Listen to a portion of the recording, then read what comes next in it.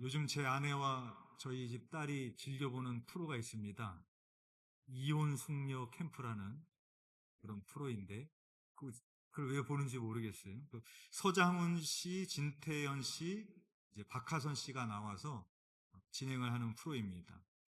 이혼을 고민하는 부부들이 합숙을 하면서 이혼 숙려 기간과 조정 과정을 체험해보고 실제 이혼에 대해 고민하는 부부를 돕기 위한 그런 프로입니다. 제 아내와 딸이 자주 보다 보니까 저도 자연스럽게 보게 되었습니다. 이 프로를 보면 이혼의 위기엔 처한 부부들이 몇 커플이 같이 나옵니다. 그리고 부부들의 일상을 담은 그 영상을 보여주는데 그걸 보면서 알게 되는 것은 대부분 일방적으로 한 사람의 잘못이 아니더라고요. 거의 대부분이 쌍방과실입니다. 양쪽이 다 문제가 있어서 그렇게 부부가 이혼의 위기에 처하게 되는 것을 알 수 있습니다. 또한 다른 부부의 문제 영상을 보면서 대기하고 있는 그런 그 부부들이 참가한 부부들이 이런 대화를 자주 나눕니다. 저 정도는 아니지. 자기가 봐도 심각한가 봐요. 그러니까 나는 저 정도는 아니지. 그런 얘기를 하는 걸 볼 수 있고요. 그래서 마치 다른 부부의 문제 영상을 보면서 어떤 부부는 또 마치 자신을 보는 것 같았다고 그렇게 얘기하시는 그런 커플들도 있었습니다. 이 프로그램에 출연한 부부들은 다른 부부들의 영상을 보면서 자신들의 잘못을 더 객관적으로 인식하게 되기도 하고 동병상련이라고 다른 가정의 위기가 곧 나의 가정의 위기임을 깨달으면서 다시 부부가 화합하고 함께 노력하기로 마음을 고쳐먹게 되는 것을 보게 됩니다. 저희 가정도 이 프로를 보면서 프로그램에 나오는 남편을 저하고 비교해 보기도 하고 프로그램에 나오는 아내를 제 아내와 비교해 가면서 장난스러운 농담을 주고받기도 합니다. 비록 장난스러운 농담을 주고받지만 심각한 부부의 문제들을 보면서 남의 이야기 같이 느껴지지 않았고 나의 이야기도 될 수 있다라는 그런 경각심을 갖고 보게 되었습니다. 우리 인생에는 두 가지 스승이 있습니다. 하나는 본보기가 되는 스승이고 또 하나는 반면교사입니다. 우리는 본보기가 되는 사람들을 통해서는 어떻게 살아야 될지를 배워야 되고 반면교사를 통해서는 어떻게 살지 말아야 될지를 배우게 됩니다. 반면교사란 반대의 면을 가르치는 스승, 그런 뜻입니다. 그러니까 상대방의 잘못이나 나쁜 면을 보고 나는 그러하지 않아야 되겠다라는 가르침을 얻었을 때 쓰는 그런 말이 됩니다. 성경에 보면 우리에게 본보기가 되는 사람들도 많이 나오지만 우리가 본받지 말아야 될 반면교사도 많이 나옵니다. 사울왕은 하나님이 세우신 이스라엘의 초대 왕이었습니다. 그는 처음에는 겸손했고 성령 충만했습니다. 그러나 점차 하나님의 말씀보다는 자신의 생각을 우선시하고 다윗을 시기하며 살았습니다. 결국 하나님은 그를 버리시고 다윗을 세우십니다. 우리는 사울을 통해 불순종의 결과와 시기의 위험을 반면교사로 삼아야 됩니다. 삼손은 하나님이 주신 특별한 능력을 받은 사사였습니다. 그러나 그는 하나님의 목적이 아닌 자기 쾌락을 위해 능력을 사용을 했고 육신의 정욕에 끌려서 결국 눈이 뽑히고 포로가 되는 비참한 결말을 맞이하게 됩니다. 은사가 있어도 하나님의 뜻대로 사용하지 않으면 실패한다는 것을 우리는 삼손에게서 배워야 됩니다. 예수님의 12 제자 중에 한 명이었던 가룟 유다는 스승을 따르면서도 돈의 마음을 빼앗겼고 결국 예수님을 은 30에 팔아넘기는 배신자가 되었습니다. 그는 결국 후회 끝에 자살로 생을 마감하게 됩니다. 주님 곁에 있어도 마음이 주님을 떠나면 멸망할 수 있다라는 무서운 경고입니다. 이외에도 성경에는 수많은 반면교사가 나옵니다. 암논은 자기의 이복 남매인 다말을 억지로 범했습니다. 압살롬은 백주대낮에 아버지 다윗의 후궁들을 범했습니다. 르우벤은 아버지 야곱의 첫 비라를 범하였습니다. 왜 성경에는 입에 담기도 나쁘끄러운 일들을 이렇게 많이 기록하고 있을까요? 그래서 어떤 사람들은 하나님의 거룩한 말씀에 기록하기는 적절하지 못하다며 이러한 것들을 삭제해야 된다고 주장하는 사람도 있었습니다. 왜 성경에는 죄악의 길로 가고 패역한 길로 갔던 패망한 사람들의 이야기를 왜 그렇게 많이 기록하고 있을까요? 우리로 하여금 반면교사로 삼게 하기 위함인 것입니다.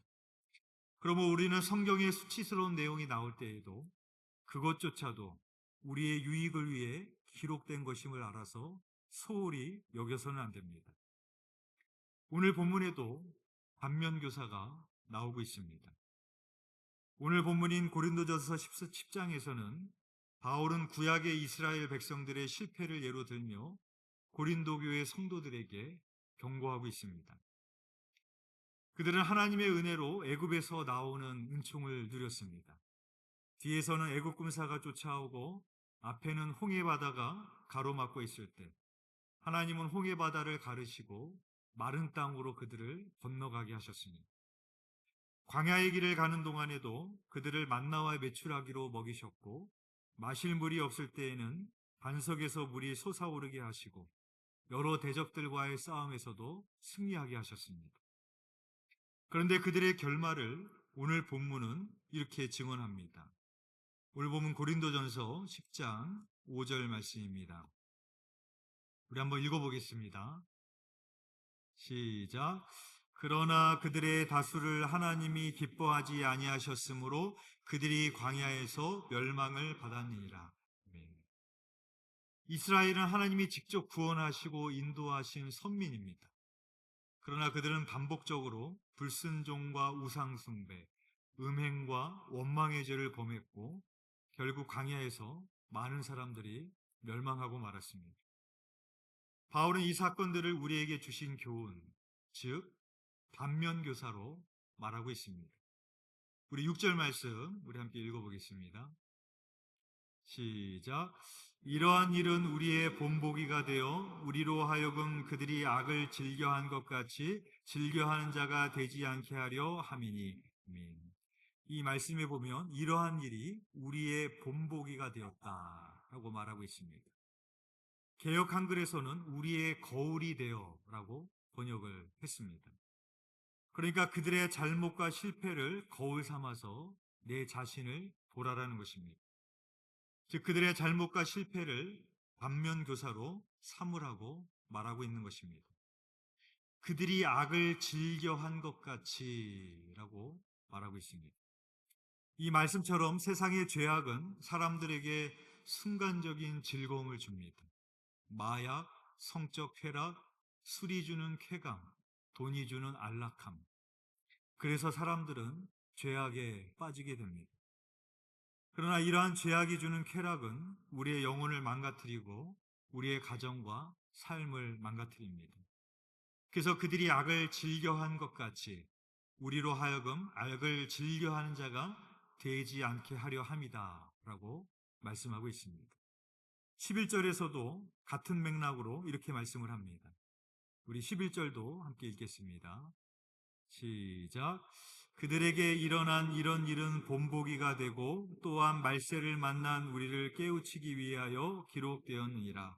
아멘.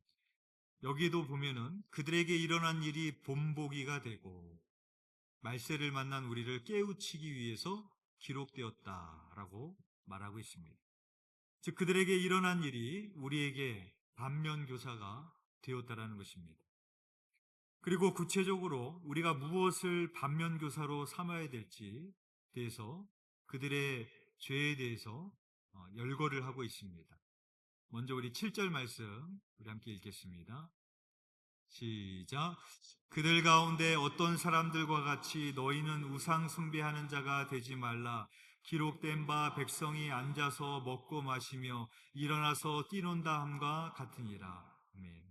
어떤 사람들과 같이 너희는 우상 숭배하는 자가 되지 말라라고 말하고 있습니다. 대표적으로 금송아지 사건을 말하는 겁니다. 이스라엘은 모세가 십계명을 받으러 시내산에 올라간 사이에 모세가 보이지 않자 금송아지를 만들어서 그 앞에서 일어나 뛰놀며 예배했습니다. 그들과 같이 되지 말자, 그렇게 말하고 있는 것입니다. 우리 8절 말씀도 우리 함께 읽겠습니다. 시작. 그들 중에 어떤 사람들이 음행하다가 하루에 2만 3천 명이 죽었나니 우리는 그들과 같이 음행하지 말자. 아멘. 이것은 이스라엘이 시딤에서 모압 여인과 음행한 사건을 가리켜서 이야기하고 있는 것입니다. 이스라엘이 모압 여인과 음행한 일로 인해서 하나님께서 연병을 내리셔서 하루에 2만 3천 명이 죽었고, 비느하스가 막사에 쫓아가서 음행하고 있는 이스라엘 남자와 그 여인의 배를 꿰뚫어 버렸을 때 연병이 그치게 되었습니다.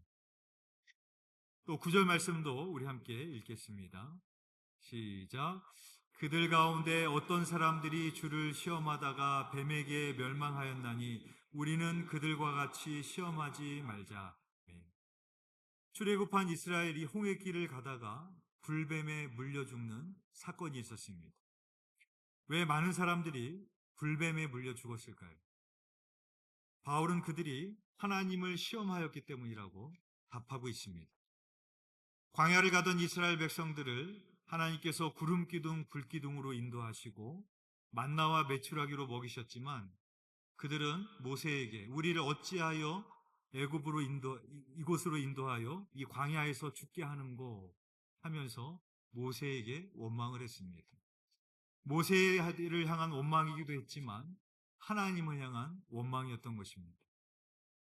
이 모세에게 원망했던 이 말의 밑바탕에는 무엇이 깔려 있는가 하면 하나님의 보호하심과 인도하심을 받고 있음에도 불구하고 하나님의 신실하심을 믿지 못하겠다라는 것입니다.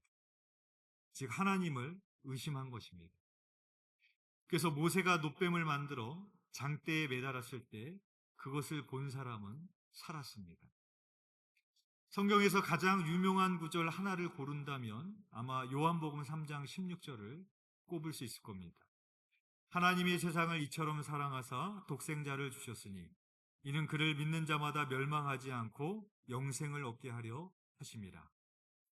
근데 이 유명한 말씀을 누구에게 하셨는가 하면 니고데모에게 하셨습니다. 니고데모는 산헤드린 공회원으로 유대인의 지도자였습니다. 그러나 그가 진리를 알기 위해 예수님께 나왔는데 밤에 찾아옵니다. 밤에 찾아왔다라는 것은 사람들의 눈을 의식했기 때문이기도 하고 니고데모의 영적인 상태를 보여주고도 있는 것입니다. 유대인의 지도자였지만 아직 진리를 모르고 있는 어둠 가운데 있는 니고데모였습니다. 그런 니고데모를 향해서 예수님은 이스라엘이 광야에서 불뱀에 물려 죽었던 일을 상기시키시며 모세가 광야에서 뱀을 든 것 같이 인자도 들려야 하리니 이는 그를 믿는 자마다 영생을 얻게 하려 하심이니라. 그렇게 말씀하신 후에 그 유명한 요한복음 3장 16절의 말씀을 하신 것입니다. 즉 예수님을 믿는 자는 영생을 얻지만 끝까지 예수님을 의심하고 불신한 사람은 멸망할 수밖에 없다는 그런 교훈입니다. 또 그들에게는 어떠한 죄가 있었는가? 우리 10절 말씀 우리 함께 읽어보겠습니다. 시작. 그들 가운데 어떤 사람들이 원망하다가 멸망시키는 자에게 멸망하였나니 너희는 그들과 같이 원망하지 말라. 이 사건은 레위 지파였던 고라가 다단과 아비람과 함께 당을 지어서 250명의 족장들과 함께 당을 지어서 모세에게 대항했던 그런 사건을 가리켜 말하고 있습니다. 하나님께서는 각자의 자기 항로에 불을 담아서 하나님께로 나아오게 했고 땅이 갈라져서 고라에게 속한 모든 사람과 재물을 삼키며 여호와께로부터 불이 나와서 분향하는 250명을 불살랐습니다. 바울은 이러한 사람들의 이야기를 하면서 어떤 사람들이 이러한 일을 했는데 그것을 우리에게 본보기가 되어 우리가 반면교사로 삼아야 될 것을 말하고 있습니다. 우리는 다른 사람의 잘못을 보면은 비판하고 정죄하기에 바쁩니다. 그러나 비판도 필요하겠지만 비판으로만 끝나는 것이 아니라 나의 반면 교사로 삼아야 됩니다. 왜냐하면 나도 그와 같은 똑같은 실패를 범할 수 있는 연약한 인간이기 때문에 그렇습니다. 나도 그와 같은 실패를 하지 않기 위해서는 반면 교사를 삼아서 나 자신을 돌아봐야 됩니다. 그래서 오늘 본문 마지막 절이 이렇게 말씀하고 있습니다. 우리 12절 말씀 우리 함께 읽겠습니다. 시작. 그런즉 선줄로 생각한 자는 넘어질까 조심하라. 아멘. 고린도 교회에게 주시는 그런 말씀입니다. 고린도 교회가 가지고 있었던 어떠한 영적인 교만을 지적하면서 말하고 있는 것입니다. 어떤 우상의 제물을 먹는 것 때문에 또 다른 사람들을 믿음이 없다라고 말하며 나는 믿음이 있다라고 말하고 있는 고린도 교회에게 주시는 말씀입니다. 우리 또한 마찬가지죠. 신앙생활을 하고 있기 때문에 교회 다니고 있기 때문에 나는 선줄로 생각할 때가 많이 있습니다. 그러나 오늘 우리에게 주시는 말씀처럼 선줄로 생각하는 자는 넘어질까 조심하라고 말씀을 하고 있습니다. 다른 사람들의 잘못과 실패를 보면서도 나의 반면교사로 삼지 않고 스스로 나는 선줄로 생각하면 내 자신도 넘어지기 쉽다라는 것입니다. 바라기는 다른 사람의 잘못을 정죄하는 것으로 끝나는 것이 아니라 나의 반면교사로 삼아서 복된 길을 걸어가시는 저와 여러분이 되시기를 주님의 이름으로 축원드립니다. 기도드리겠습니다. 사랑과 은혜가 풍성하신 하나님 아버지, 혼란스러운 시대를 살아가고 있습니다. 날마다 뉴스를 통하여서 언론을 통하여서 끊임없는 여러 가지 사건들을 목도합니다. 하나님, 오늘 우리에게 주신 말씀처럼 우리가 그 모든 것들을 반면교사로 삼을 수 있는 지혜로운 자가 되게 하여 주셔서 그러한 실패에 우리가 넘어지지 않게 하여 주시고 우리도 그 악의 길을 걸어가지 않게 하시며 늘 하나님의 말씀을 거울 삼아서 하나님이 기뻐하시는 의의 길, 진리의 길, 생명의 길을 걸어갈 수 있는 복된 저희들이 될 수 있도록 인도하여 주시옵소서. 주님께서 우리를 그렇게 이끄실 줄 믿사오며 예수 그리스도의 이름으로 기도드렸사옵나이다. 아멘.